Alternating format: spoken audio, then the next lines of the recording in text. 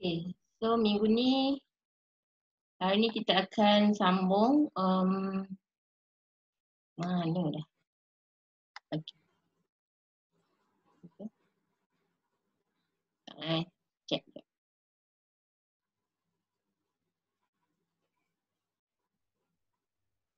Kan? Okay, ni. Okay, last week kita belajar tentang recap balik peranan kerajaan negeri kan. Lepas tu peranan pihak berkuasa tempatan, and then lepas tu kita masuk sikit kepada peranan kerajaan dari aspek pertumbuhan ekonomi. Okay, hari ni kita sambung untuk poin yang seterusnya, okay, peranan kerajaan dari aspek ekonomi macam mana. Okay, yang last week pertumbuhan ekonomi, untuk minggu ni dari aspek ekonomi itu sendiri, okay? Okay. So,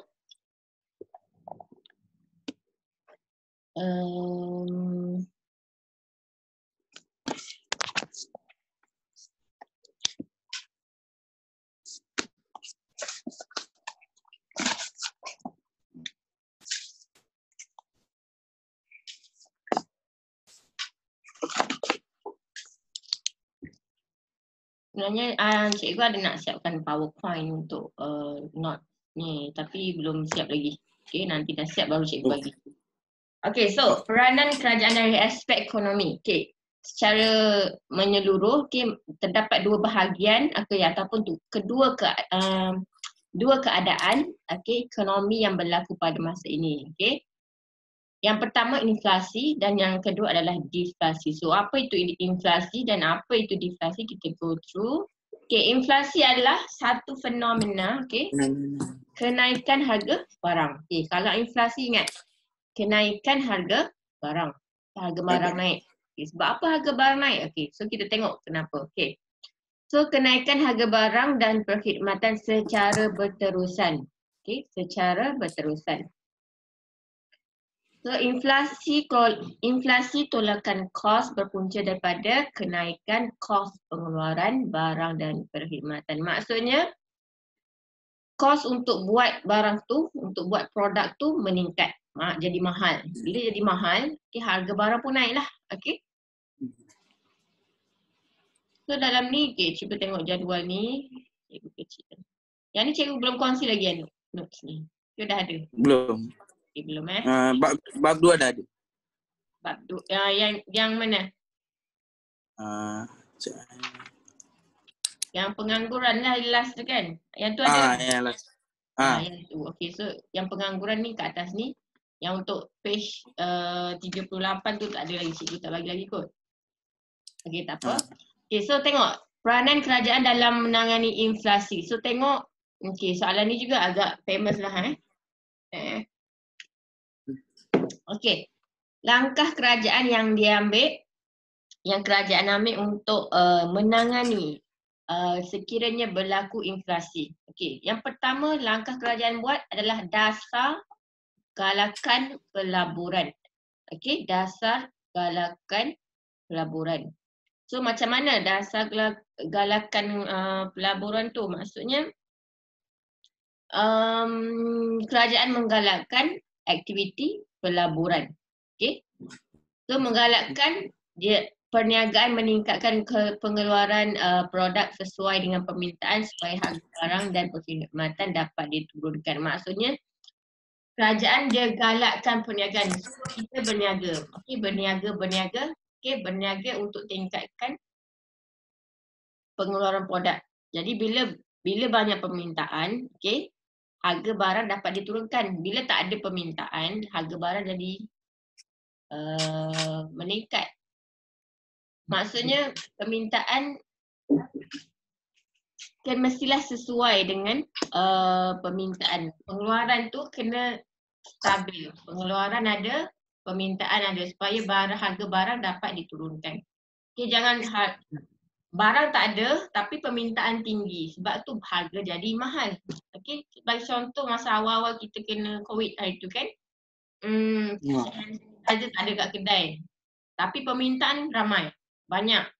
Sebab tu orang jual mahal. Okay.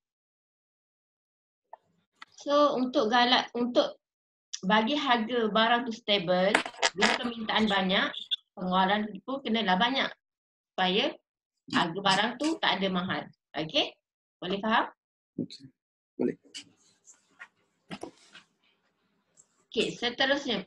Langkah kerajaan dia buat adalah pemberian subsidi. Okey, macam mana?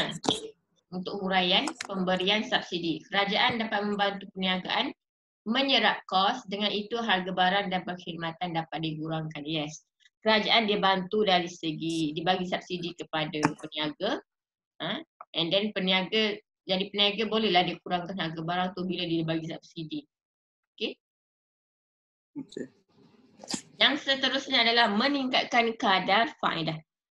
Okey, kerajaan menggalakkan penduduk menyimpan wang dalam bank kerana mendapat kadar faedah simpanan yang tinggi. Okey, hal ini dapat mengurangkan tekanan permintaan terhadap produk. Kejatuhan permintaan terhadap produk menyebabkan harga barang dan perkhidmatan akan jatuh atau tidak naik. Okey, so maksudnya kat sini kerajaan dia untuk mengelakkan inflasi ni dia menggalakkan penyimpan untuk menyimpan wang dalam bank sebab kadar faedah simpanan adalah tinggi. Maksudnya nanti at the end of macam hujung tahun kita akan dapat faedah kan. Dapat kita panggil apa dah. Dia maksudnya hasil daripada simpanan kita tu kita akan dapat juga. Macam kita boleh kata wang hadiah lah. Okey.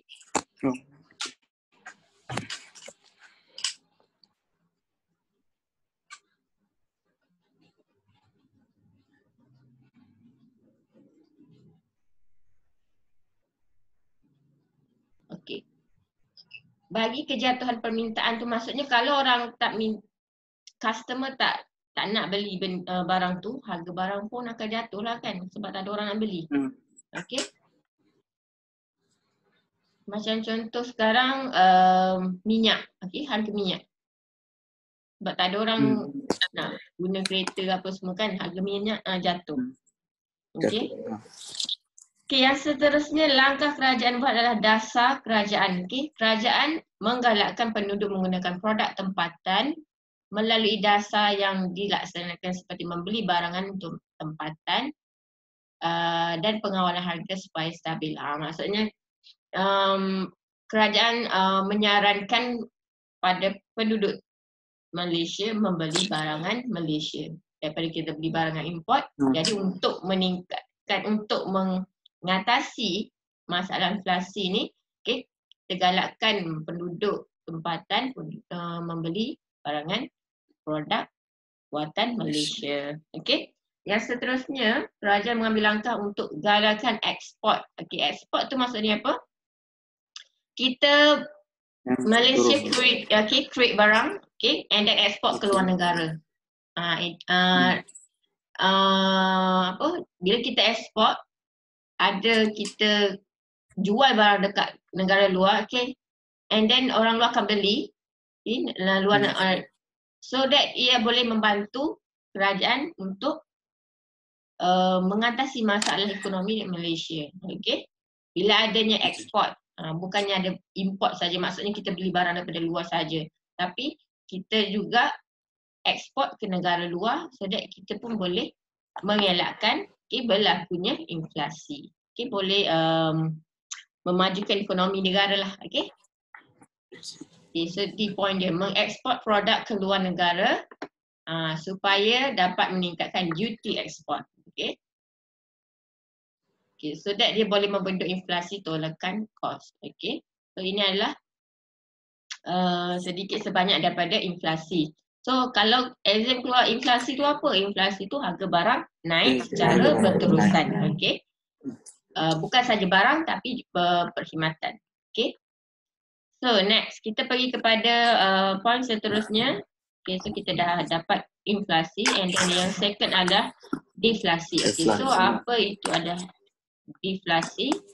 Okay, deflasi secara ringkasnya adalah satu keadaan jatuh. Okay, maksudnya kejatuhan harga barang jatuh. Maksudnya harga barang daripada RM5 jadi RM2, RM3 jadi RM1. Okay, kenapa harga barang jatuh? Okay, kalau dia minta definisi, okay, maksud deflasi, so awak boleh ambil yang inilah harga, kejatuhan harga barang ataupun dan perkhidmatan secara berterusan. Secara berterusan ni kena perlu ada, okay? Bukannya sekejap-sekejap je dia jatuh. Kalau dia harga turun naik tu tak ada masalah. Tapi ni secara berterusan, maksudnya menurun, semakin berterusan, okay? Sekejap. Okay.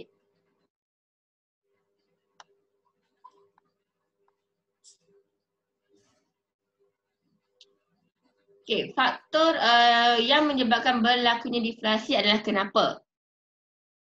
Sebab kejatuhan permintaan oleh pengguna terhadap barang dan perkhidmatan. Maksudnya, customer, tak ada permintaan daripada customer secara berterusan lah. Okay, maksudnya barang tersebut tak ada permintaan daripada. Kalau awak tengok sekarang, apa yang harga barang jatuh sekarang?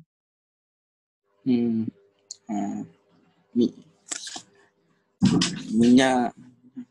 Minyak, okey. Tepung. Tepung, okey. Antara lain selain daripada minyak, okey. Baju raya. Ada orang beli baju raya, ada. Okey, biskut raya.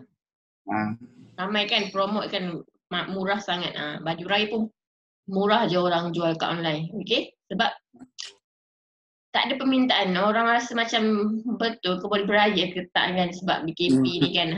Okey.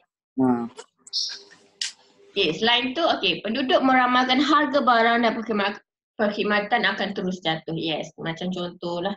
So, harga barang yang boleh meningkat sekarang, apa contoh emas, okay, harga barang naik. Kalau harga barang jatuh macam tadilah, minyak, maybe harga minyak akan jatuh lagi, tapi tak pasti. Kita tengok dulu hari ni, esok ke hari ni? Esok kan? Hari ni. Hari. Pukul 8 hari ni kan? Okay. PM akan bagi tahulah sama ada lanjutkan, PKP akan lanjutkan atau tidak. Okay, so kalau masih dilanjutkan berkemungkinan harga minyak pun akan jatuh lagi. Tak tahu. Okay. So kita tengoklah. Okay. 3 kesan deflasi terhadap ekonomi negara.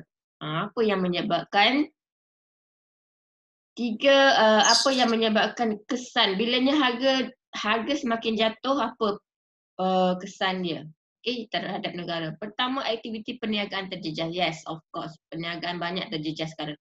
Even though macam contoh tadika, ramai yang give up sebab dah tak ada orang nak bayar yuran anak-anak kan sebab dah tak sekolah. Okay, so boleh menjejaskan aktiviti perniagaan. Okay. Seterusnya, penduduk kehilangan pekerjaan. Yes, sebabkan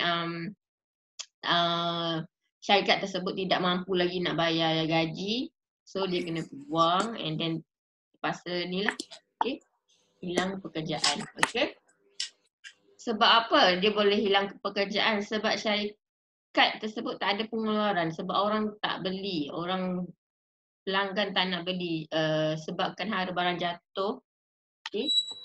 Harga barang, tak ada permintaan, harga pun kurang. Okay. Tak ada orang nak beli. So, syarikat tersebut tidak mampu untuk bayar gaji pekerja. Okay, sebab tu dia boleh kehilangan bekerja macam pekerjaan macam tu je. Okay. Dan kuasa beli penduduk meningkat. Kenapa dia kata kuasa beli penduduk meningkat? Sebab apa? Sebab kuasa beli penduduk meningkat. Maksudnya dia hanya pelanggan yang maksudnya mana tu? Penduduk. Okay, kuasa beli ni di atas pengguna lah. Okay. Dia nak beli apa? So, dia beli barang yang dia perlu sajalah. Okay. Bukannya barang yang dia tak perlu.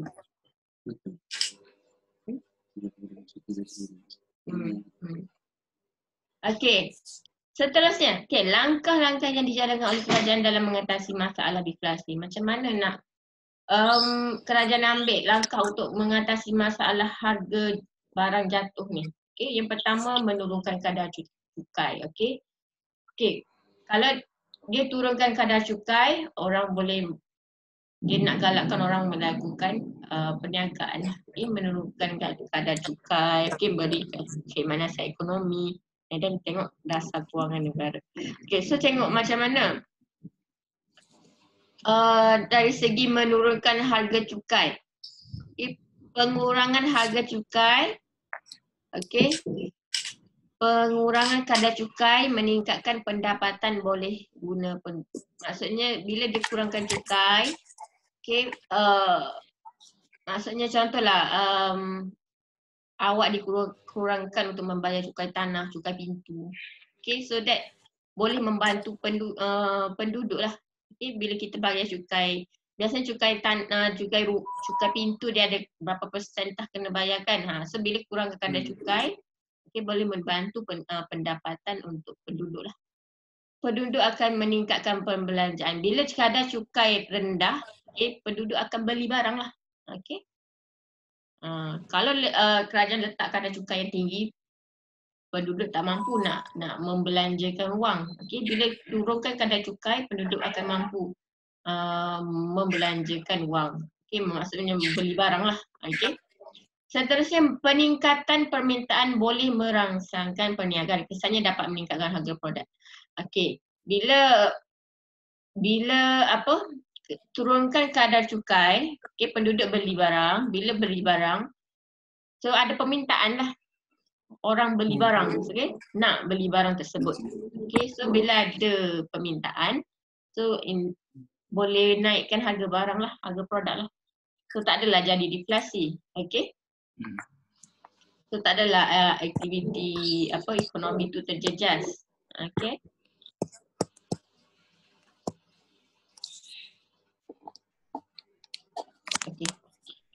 Okey, seterusnya memberi khidmat nasihat dan perundangan. Okeylah, kerajaan dia nak tak atasi masalah deflasi ni, dia akan memberi khidmat nasihat dan perundangan kepada para peniaga lah yang mengalami masalah deflasi lah. Okey, so kerajaan mendidik peniaga menggunakan sumber secara optimum. Okey. Maksudnya dia bagi nasihat lah macam mana nak kita gunakan wang duit yang kita ada, hasil yang kita dapat tu dari segi apa? Maksudnya kita organize, okay, kita punya sumber kewangan tu, pembelanjaan kita, setiap syarikat tu, okay, peniaga. Sumber optimum dapat meningkatkan perkembangan perniagaan. Okey, maksudnya kita optimum kat sini balance lah, tidak terlalu exceed dan tidak terlalu rendah. So dia balance tengah-tengah, okey. So bila kita balancekan kita punya penggunaan sumber kewangan ataupun anything, okey, kita dapat meningkatkan perkembangan perniagaan. Okey. Produk yang dihasilkan boleh diekspor ke luar negara. Okey, tak kisahlah barangan apa, okey. And then dasar kewangan negara. So langkah seterusnya adalah dasar kewangan negara dari macam mana? Okay, kerajaan menurunkan kadar faedah bank untuk menggalakkan penduduk berbelanja. Okey, kurangkan kadar cukai, kurangkan kadar faedah. Okey, sebab apa menurunkan kadar faedah? Awak faham tak? Kalau inflasi tadi dia menaikkan kadar faedah. Okey. Inflasi. Kan? Kalau deflasi, kerajaan menurunkan kadar faedah.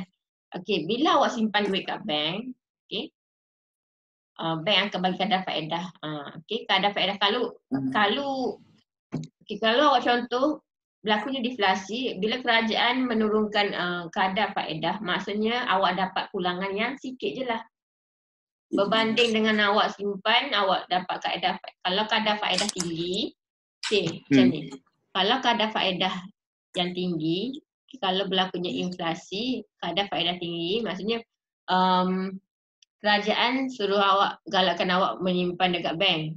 Okey. Tapi bila berlakunya deflasi, awak tak nak. Sebab awak tak nak beli awak tak nak membeli, jadi kerajaan dia turunkan kadar faedah. Bila awak menyimpan dalam tu, awak rasa rugilah sebab awak dapat pulangan yang sikit je. Ya, sebab tu dia nak galakkan penduduk tu membelanjakan duit tersebut untuk membeli. Bila membeli, ada permintaan, harga barang akan naik. Tak adalah harga barang akan turun. Turun. Okay. Okay, awak faham tak? Faham. Okay. Tak apa, tak faham. Kita terangkan lagi sampai faham nanti. Okay. Okay.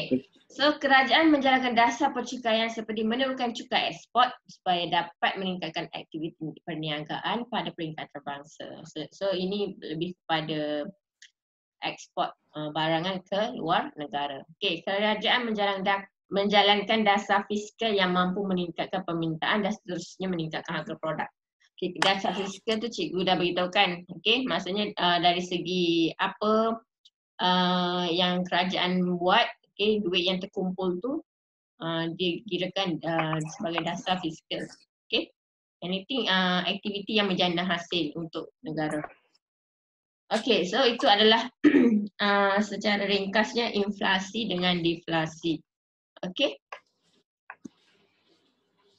Okay, yang seterusnya adalah trend persekitaran perniagaan. Okay.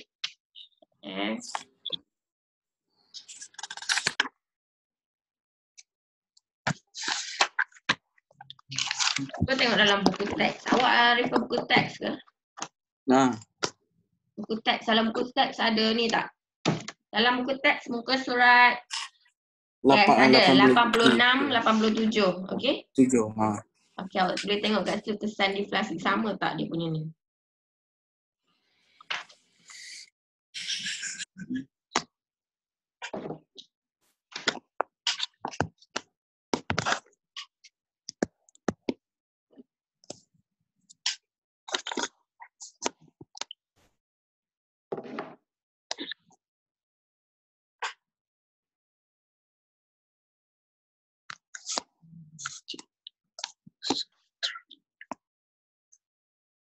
Sama.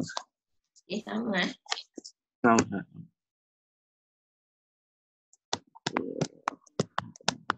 Okay, so okay, sama je. Okay. Okay, seterusnya kita pergi pada trend persekitaran perniagaan. Okay, muka surat 87. Okay, awak boleh refer buku teks. Okay. So, apakah maksud trend persekitaran? Okay, trend persekitaran perniagaan. Okay, merupakan suatu arah aliran perkembangan sesuatu perniagaan. So, maksud dia arah. Okay, kalau kita tunjuk arah, apa yang awak tahu, arrow, okay. Aliran, okay, perkembangan sama ada meningkat, menurun, okay, mendaftar apa-apa, okay. So, faktor dalaman yang boleh mempengaruhi trend persekitaran. Okay, so ada dua faktor, okay. Pertama, faktor luaran dan faktor dalaman. So, kita tengok kepada faktor dalaman dahulu, okay. Faktor dalaman adalah perkara ataupun faktor yang berlaku di dalam organisasi, persekitaran organisasi. Maksudnya sebagai contoh, okay, perkara yang berlaku dalam organisasi. So, awak fikirkan dalam organisasi ada apa? Ada sumber manusia, ada pemasaran, ada pengedaran, ada gaya pengurusan. Okay, so awak kena ingat faktor dalaman, dalam. Okey, dalam. Okey, kalau dalam maksudnya yang berlaku anything, yang berlaku permasalahan ataupun apa-apa yang berlaku dalam awak punya organisasi, bukannya di luar. Kalau di luar kita panggil faktor luaran. Okey, so apa tu faktor dalaman? Senang je nak bagi awak ingat. Faktor dalaman yang awak ingat dalam. Okey. Key point dia kat situ dalam tu. Okey, dalam organisasi. Okey. So kita tengok apa yang berlaku dalam organisasi. Yang pertama adalah gaya pengurusan. Okey, nanti kita akan go through satu one by one nanti gaya pengurusan tu macam mana. Okey. Dan seterusnya adalah sumber manusia. Okay, awak kena ingat dalam setiap organisasi, even do restoran ke apa, syarikat ke, kedai roti ke, kan perlu ada sumber manusia. Okay, sumber manusia. Kalau tak ada sumber manusia, macam mana nak bayar gaji? Okay. So kalau awak kena ingat, faktor dalaman adalah sumber manusia. Okay. Yang seterusnya pemasaran, pengedaran, kewangan dan perakaunan, teknologi maklumat dan penyelidikan. Biasanya itu adalah faktor persekitaran organisasi yang berlaku dalaman. Okey. Faktor dalaman. Okey, kita tengok apa beza dalaman dengan luaran. Okey, so kita tengok luaran tu yang macam mana.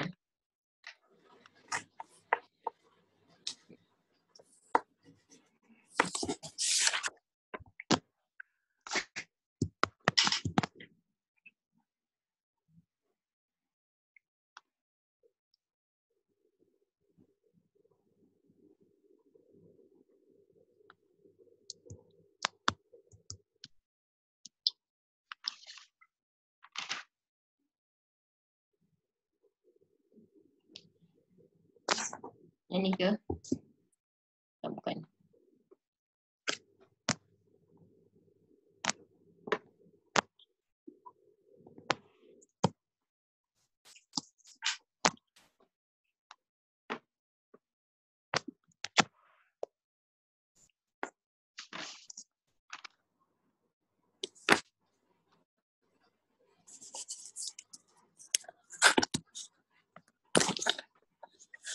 Okey, yang ni.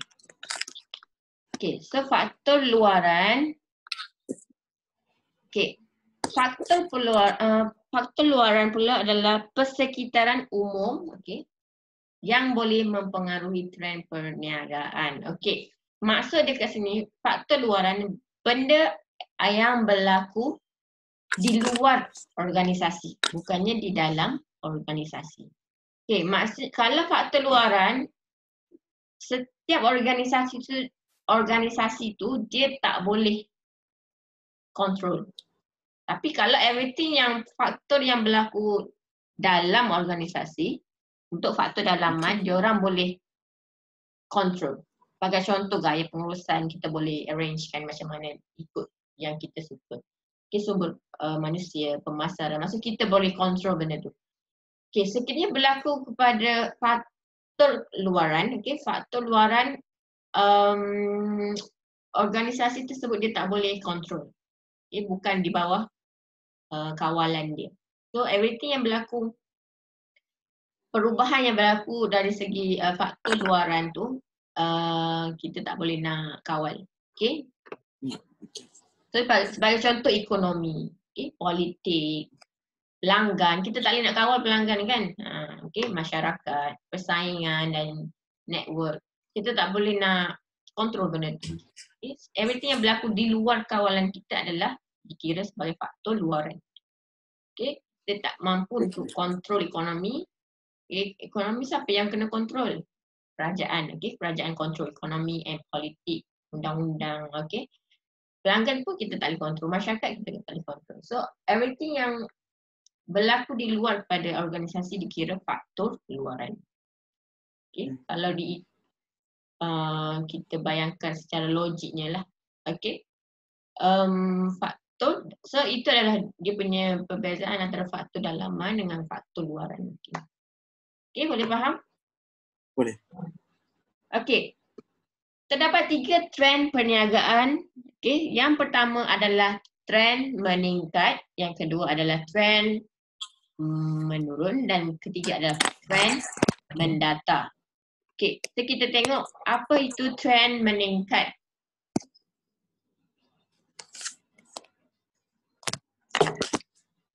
Okay, trend meningkat adalah aktiviti dan operasi perniagaan semakin meningkat maju. Maksudnya awak punya syarikat, awak punya perniagaan meningkat, okay, naik, maju, okay. So apakah faktor? Faktor yang mempengaruhi trend meningkat. Okay, so kita tengok faktor apa yang mempengaruhi trend. Kenapa perniagaan awak maju? Sebab apa perniagaan awak maju dan meningkat? Okay. Kalau dari segi faktor dalaman, okay, cuba awak fikir faktor dalaman, kenapa, apa yang berlaku kalau faktor dalaman? Kemungkinan pekerja tersebut bermotivasi tinggi, kreatif, inovatif, rajin, disiplin, kemahiran tinggi. Maksudnya dari segi faktor dalaman dalam organisasi tersebut, dalam syarikat tersebut, dalam dia punya skop perniagaan tersebut, dia mempunyai pekerja yang bermotivasi tinggi. Disebabkan itu adalah berlakunya trend meningkat. Okey. Yang kedua, peningkatan daya pengeluaran. Okey, sebab apa perniagaan dia maju? Mungkin sebab dia punya hasil pengeluaran dia pun meningkat. Okey, orang ramai beli. So itu adalah faktor dalaman yang berlaku. Okey, yang seterusnya, hasil penawaran barang dan perkhidmatan boleh meningkatkan keuntungan. Okey, maksudnya awak buat macam promosi. Okey, so itu contoh dari segi pemasaran. Awak pandai buat marketing. Okey, faktor dalaman dari segi pemasaran. Okey, marketing, pandai buat promosi. Okey, sebab tu peningkatan sebab tu awak punya trend meningkat. Okey, sebab perniagaan awak makin maju, sebab tu trend meningkat. Okey, yang seterusnya adalah pengurusan yang cekap. Okey, pengurusan dari segi macam mana awak manage awak punya syarikat. Okay, so pengurusan yang cekap boleh meningkatkan, boleh mempengaruhi trend meningkat. Okay, itu yang berlaku dalam faktor dalaman untuk trend meningkat. Okay, dari segi faktor luaran, okay, awak tengok dekat awak punya luaran pula, luaran dari segi ekonomi. Macam mana? Bila trend tu meningkat, mestilah ekonomi pun berkembang dengan pesat. Okay, ekonomi, tak ada masalah ekonomi. Okay, yang kedua, meningkatkan keyakinan pelabur memberi bantuan kewangan. So maksudnya, bila trend meningkat, okay, trend tu meningkat, maksudnya pelabur daripada luar dia sanggup untuk melabur dalam syarikat-syarikat yang berada di negara kita. Okay, so itu boleh meningkatkan keyakinan pelabur untuk bagi bantuan kewangan. Okay. Dan yang ketiga, maybe sebab apa trend dia meningkat? Sebab apa syarikat trend dia meningkat? Okay. Sebab situasi politik dan perundangan yang stabil. Kalau tak stabil, boleh mempengaruhi trend menurun. Okay, awak boleh nampak tak kat sini? Apa beza trend meningkat, trend menurun, trend berdata? Okay, kalau meningkat, of course situasi politik dia dan perundangan yang stabil. Kalau trend menurun, dia punya faktor luaran mestilah ekonomi pun jatuh, situasi politik yang tak stabil. So awak boleh nampak kat situ, sekiranya dia tanya soalan tu, awak boleh imagine dah macam mana kalau dari segi apa faktor luaran untuk trend meningkat ke, faktor luaran untuk trend menurun ke. Okay. So kalau untuk trend meningkat, situasi politik perundangan yang stabil. Okay. Dan selain itu, perkembangan teknologi terkini meningkatkan kecekapan dan mengurangkan kos. Okay. Faktor luaran bagi teknologi. Okay. Teknologi meningkat. Okay. Sebagai contoh macam mana sekarang. Maybe awak boleh tengok contoh banyak. Okay. Dekat restoran sekarang banyak dia kira guna pakai iPad tu. Kan? Macam kedai mamak tu. So dari segi situ pun boleh meningkatkan trend persekitaran. Okay, trend meningkat. Maksudnya syarikat dia maju. Okay, boleh tengok sekarang banyak dah yang buat macam kira-kira guna tu kan, secara guna teknologi. Okay.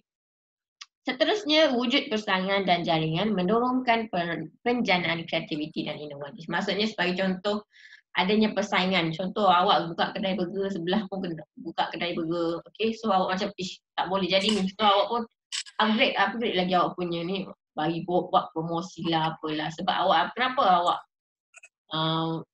buat macam tu? Sebab awak tengok ada persaingan. Okay, bila ada persaingan awak kena upgrade lah. Okay, so that bila wujudnya persaingan boleh membawa kepada trend meningkat juga. Kalau awak tak ada persaingan, awak duduk di tempat yang macam berada di zon selesa je lah. Tak nak upgrade, biasa aja. Okay. So bila ada persaingan, awak akan sentiasa berlumba-lumba untuk meningkatkan awak punya aktiviti operasi perniagaan. Okay. Okay, so kita terpotong. Okay. Yang kedua adalah trend menurun. Okey, trend menurun tu macam mana? Okey, persekitaran perniagaan yang semakin merosot. Okey, maksudnya kedai tak laku, nak kena tutup, tak ada orang beli barang. Okey, so itu adalah kita panggil trend menurun. Kalau tengok graf, dia turunlah. Makin ramai orang beli, makin jatuh, makin jatuh. Okey. So apa yang mempengaruhi trend menurun? Yang pertama, kalau dari segi faktor dalaman, tengok dalam syarikat, dalam organisasi itu sendiri, mungkin gaya pengurusan dia tak sesuai dengan pekerja. Contoh macam bos terlalu bossy, bos yang terlalu menyuruh, terlalu macam panggil apa, autokratik. Okay? Dan mungkin juga bos yang terlalu mengikut keputusan pekerja. Maksudnya macam mana? Ikut awal lah, nak buat macam mana? Okey, ikut awal lah, tak nak ambil tahu. Okay. Saya setuju je ikut awal lah. So itu ada jenis pengurusan yang tidak bagus. Okay. So kena tengok gaya pengurusan yang mestilah demokratik. Okay. Maksudnya kita mendengar pendapat daripada pekerja. Jangan kita terlalu bossy, jangan kita terlalu memberi peluang kepada pekerja untuk pijak kepala bos. Okay. Kena ada give and take lah. Okay. Dan yang seterusnya adalah sumber manusia tidak produktif. Okay, sumber manusia yang tak produktif. Macam mana? Maksud maybe dia bayar gaji lambat ke, dia bayar gaji tak sesuai dengan apa? Contoh pekerja ni buat kerja banyak tapi gaji sikit. So tak sesuai lah, tak produktif benda tu kan. Tak, orang kata nak bayar gaji pekerja tu, tengoklah dia punya KPI tu. Okay, jangan dia main bagi je. Sebabkan dia tu pekerja lama dapat gaji tinggi, kerja tak buat, tak boleh lah macam tu kan. So kena jagalah KPI. Sebab tu KPI tu kita kena apply dalam sebuah organisasi. Okay, jangan disebabkan dia pekerja baru dapat gaji sikit je, padahal kerja berlambat-lambat dia kena buat. So tak kena macam tu kan. Kita kena pandai balance dan agihlah benda kerja semua tu. Okay. Yang seterusnya adalah faktor dalaman aktiviti pemasaran tidak berkesan. Maksudnya dia tak pandai nak buat marketing, tak pandai nak promo. Sebab itulah berlakunya trend menurun. Ya, orang tak nak beli barang dia, tak menarik, dia punya promosi. Maybe harga tu mahal. So kena pandai adjust lah. Okay. Dan bahan pengeluaran produk yang tidak mencukupi. Contoh, okay, itu boleh menjadi masalah juga. Bahan pengeluaran produk yang tak cukup. Awak promote juga tapi barang tak ada. Stok tak ada. Ya, orang nak beli, stok tak ada. So boleh mengganggu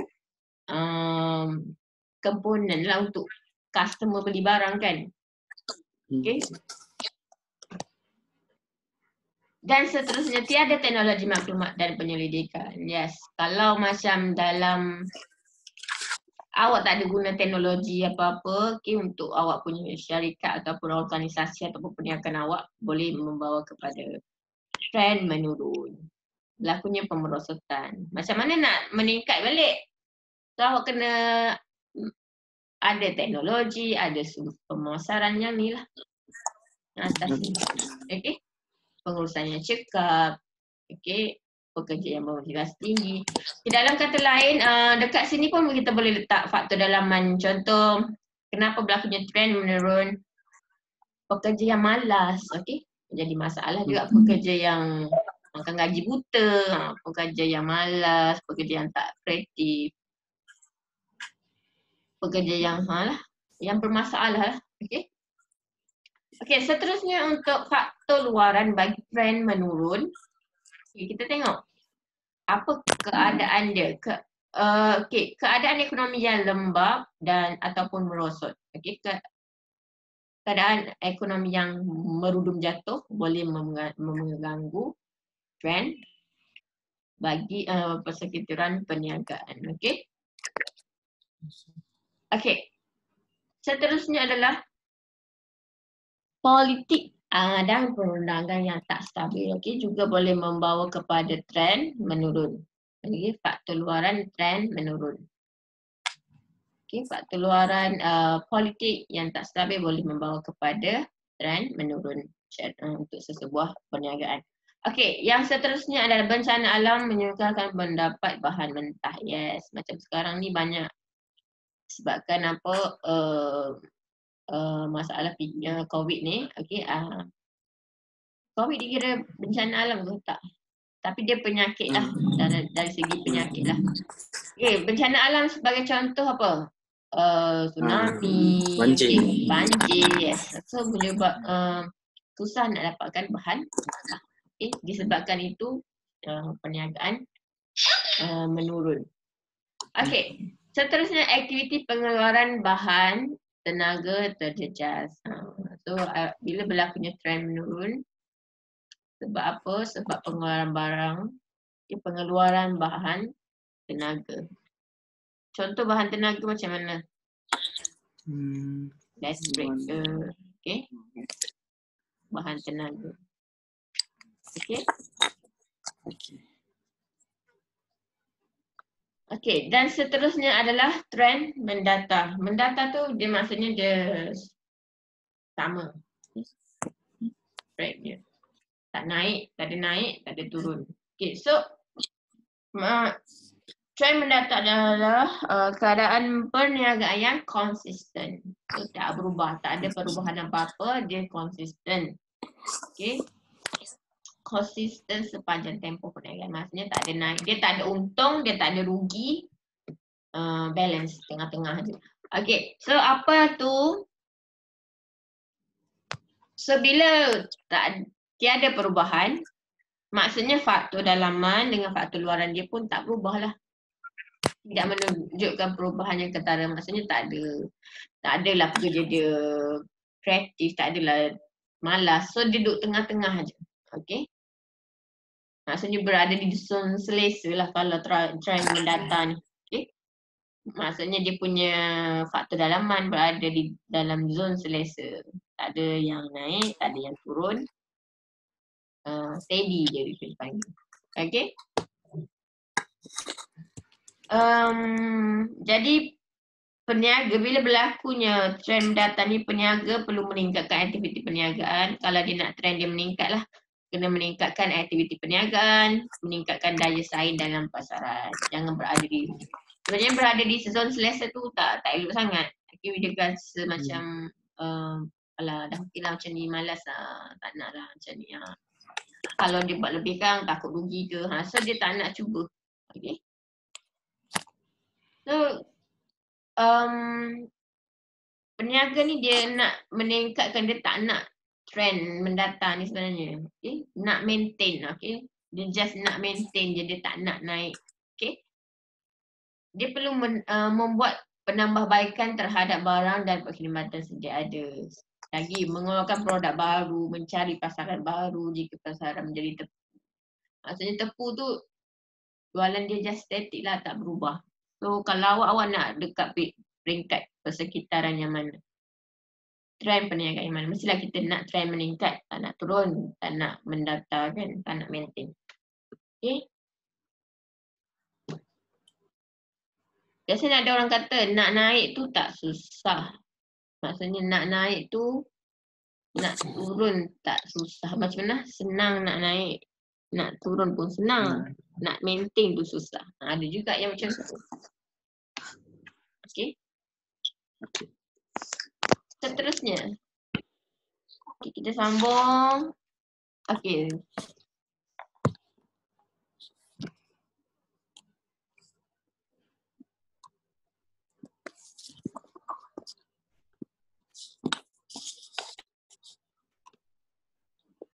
So, kita boleh tengok carta trend persekitaran perniagaan.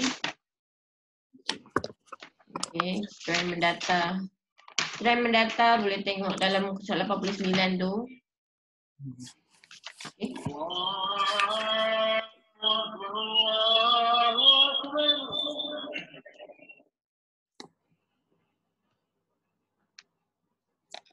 Ada berapa minit lagi? 10 minit lagi. Okay. So boleh tengok carta trend persekitaran perniagaan. Awak boleh tengok kat sini meningkat macam mana, menurun dan mendata. Okey.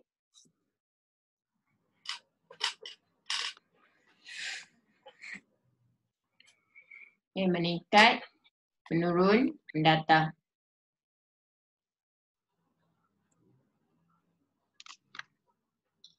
Okay, so boleh tak dah dapat tahu peranan kerajaan dari aspek ekonomi, inflasi, deflasi.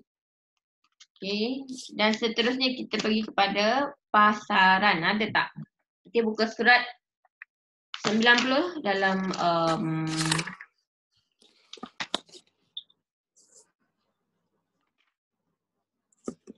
halaman pengeluaran.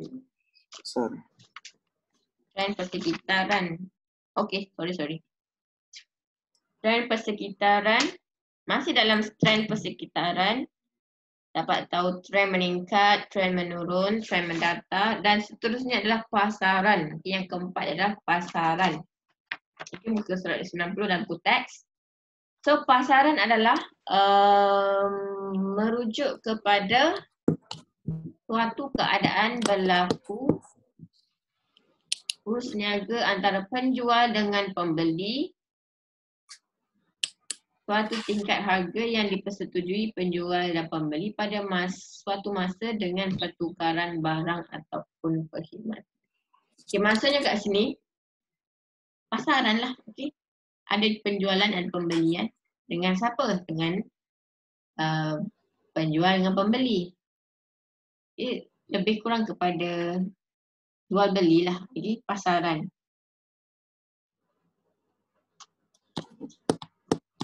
So pasaran kan sendiri dia merupakan adalah satu keadaan. Okay, berlakunya urus niaga. Bagi contoh, awak membuat beli urus niaga, awak beli apa-apalah barangan secara sama ada secara online ke, okey.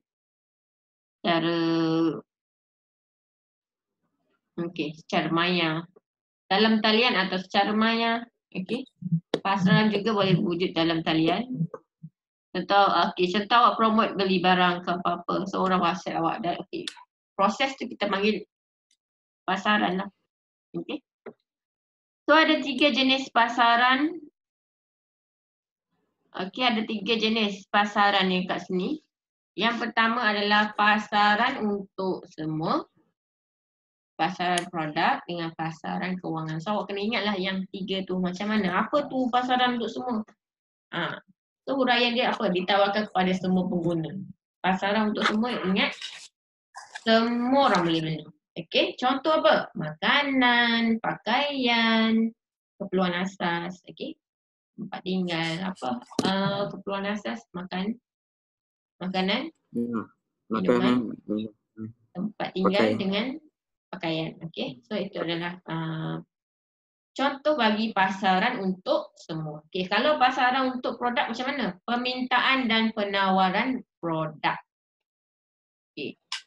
So dia kat pasaran produk dari segi produk lah sebab dia pasaran produk. So permintaan dan penawaran produk. Contoh apa? Pelancongan, pendidikan, perumahan. Okey. Semua jenis produk. Tak kisahlah. Makanan ke. Okay, makanan biasanya pasaran untuk semua. Kalau pasaran untuk semua dalam kata yang lainnya mass market lah. Mass market. Awak nak beli sabun, beli sos, beli apa, kicap, beli apa-apalah. Okay, pasaran produk, pelancongan, mungkin nak pergi travel mana-mana, nak beli tiket penerbangan ke apa-apa. Itu pasaran produk. Okay, kalau pasaran kewangan, lebih berkaitan kepada jual beli saham ataupun dan security. Okay, saham, security dan pinjaman wang. Okay, pelaburan. Okay, ini kalau contoh awak beli emas ke, okay, yang tu adalah pasaran kewangan. Okay, beli emas. Okay.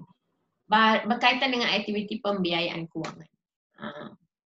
So, kalau awak contoh awak simpan duit dalam ASB itu adalah pasaran kewangan. Awak beli insurance, okay? So itu adalah berkaitan dengan pasaran kewangan. Kalau pasaran produk lebih kepada produk lah. Kewangan aktiviti yang berkaitan dengan pembiayaan kewangan. Okay, so boleh tengok kat sini tiga jenis pemasaran. Okay. Seterusnya. Okay. Seterusnya, okay, kita pergi kepada poin baru. Trend guna tenaga, trend pendapatan dan pertumbuhan ekonomi. Okay, muka surat 91. So kita tengok trend guna tenaga tu macam mana.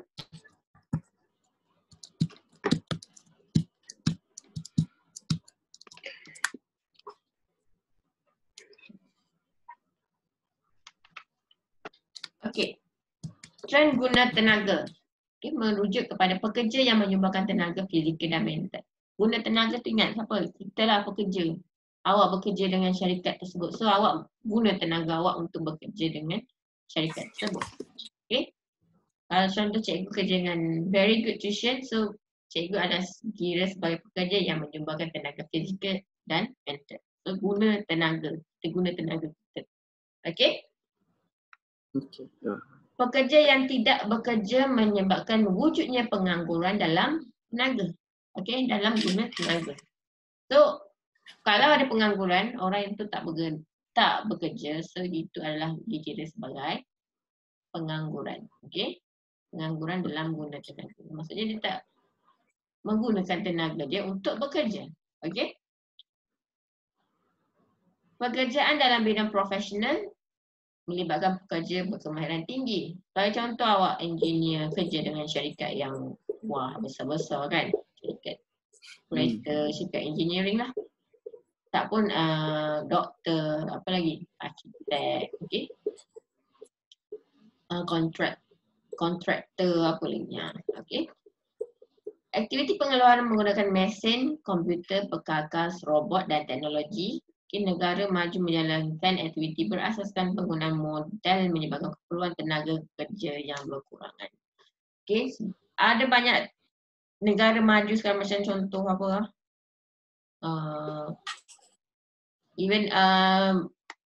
Ada juga macam syarikat yang banyak guna teknologi. Okay, dia tidak mahu guna tenaga, jadi dia buang pekerja dia. Sebab apa? Sebab dia dah menjalankan aktiviti dia guna mesin, robot. Okay. Tapi biasa dekat Malaysia dia ada hak dia untuk sebuah syarikat tu menggunakan robot atau apa-apa. Okay. So dia kena ambil juga orang bekerja. Dia make sure kena balance lah.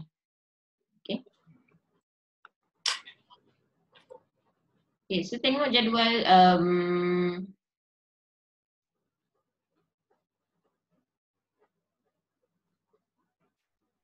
2.10 ni, pembangunan negara dan perubahan guna tenaga. Okay. Yang pertama adalah aktiviti pengeluaran melibatkan sektor utama. Okay, sektor utama biasanya apa? Sektor utama. Sekunda, premier. Ya kan? So, aktiviti pengeluaran melibatkan sektor utama melibatkan penggunaan tenaga pekerja manusia. Contoh macam perikanan kan, pelombongan, mungkin memerlukan penggunaan tenaga pekerja manusia. Okay. Penyelidikan dan pembangunan, ada tak mesin yang membuat penyelidikan? Tak ada. Okay. Dia perlukan manusia dan berkemahiran, pekerja yang berkemahiran tinggi. Okay. Tinggi. Boleh menyumbang kepada pelbagaian ekonomi. Okay. Itu ada kalau dari segi pembangunan negara. Kalau dari segi ini just awak punya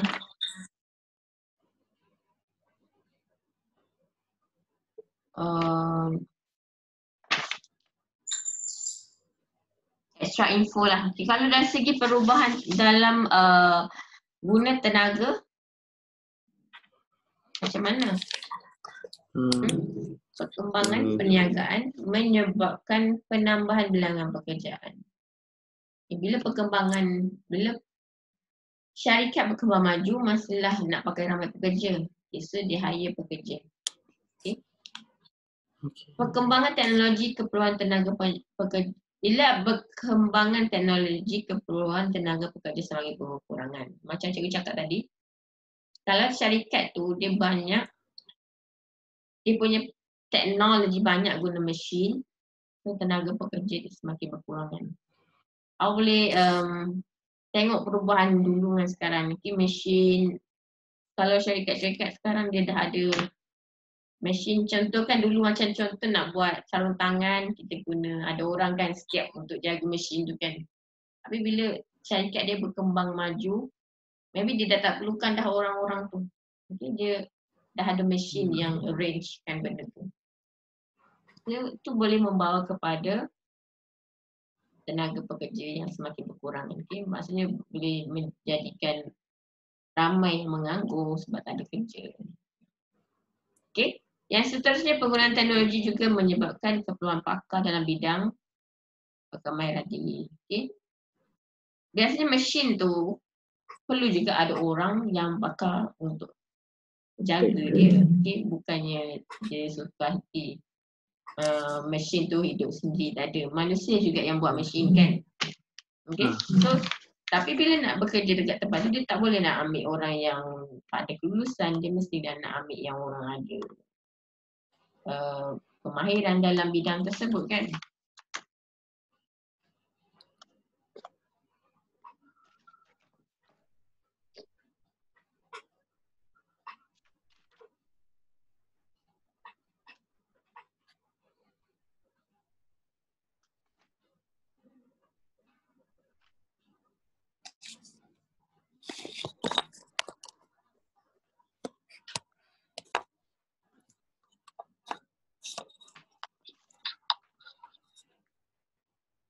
So setakat ni faham tak trend guna tenaga?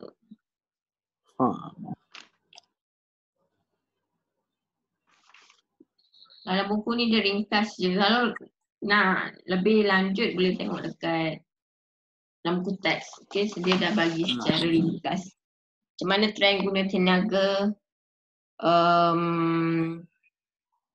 dari segi bidang profesional, okay? Aktiviti pembinaan, aktiviti pengeluaran, bidang penyelidikan. Okay, kalau bidang profesional tu contoh orang yang bekerja dekat dalam bidang yang engineering macam petroscience, okay, Petronas, dekat pelantar minyak tu kan, yang benda-benda tu memerlukan orang yang berkemahiran tinggi lah. Okay. Kalau dari segi aktiviti pembinaan macam mana? Kontraktor, okay.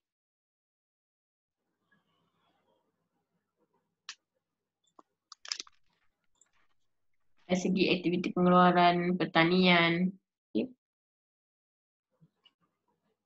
Kalau dari segi pengeluaran sektor utama macam contoh pertanian dengan apa? Hasil semula jadi bekerja dekat ladang-ladang. Biasanya orang pekerja ni dia akan ambil orang yang berkemahir, bukan tidak mempunyai, maksudnya orang tu tak ada kemahiran yang tinggi kalau dari segi aktiviti pengeluaran sumber utama lah. Biasanya dia akan ambil orang yang bekerja miskin, maksudnya orang miskin, tak adalah miskin, maksudnya dia ambil orang yang tak ada kemahiran lah untuk bekerja dekat ladang-ladang, dekat tempat-tempat pertanian, okay. Contoh macam contoh ladang kelapa sawit. Okay, awak ada nampak tak engineer kerja kutip ladang kelapa sawit? Tak ada kan? Okay, so dia ambil orang yang tidak mempunyai kemahiran yang tinggi, yang mempunyai kemahiran yang rendah. Tidak, kalau dari segi bidang penyelidikan, dia akan mengambil orang yang mempunyai pengalaman, maksudnya kemahiran yang tinggi lah untuk buat penyelidikan.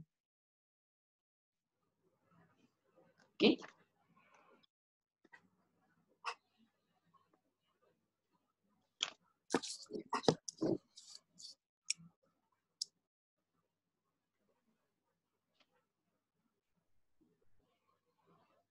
Okay. Okay, seterusnya adalah trend pendapatan. Okay. Dah lebih dah masa ni. Okey lah, tak apalah, nanti kita proceed nanti next untuk trend pendapatan. Okay. So, tak apalah, untuk trend guna tenaga tu awak macam orang faham sikit kan. Tak apalah, nanti cikgu terangkan balik lah. Trend guna tenaga. Okay, so kita start next week dekat trend guna tenaga. Okay, lepas tu kita pergi pada trend pendapatan.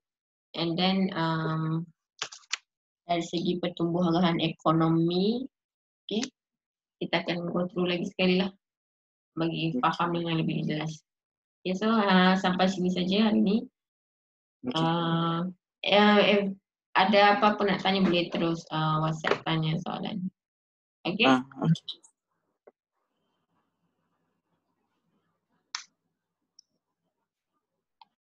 Okay, baik. Okay.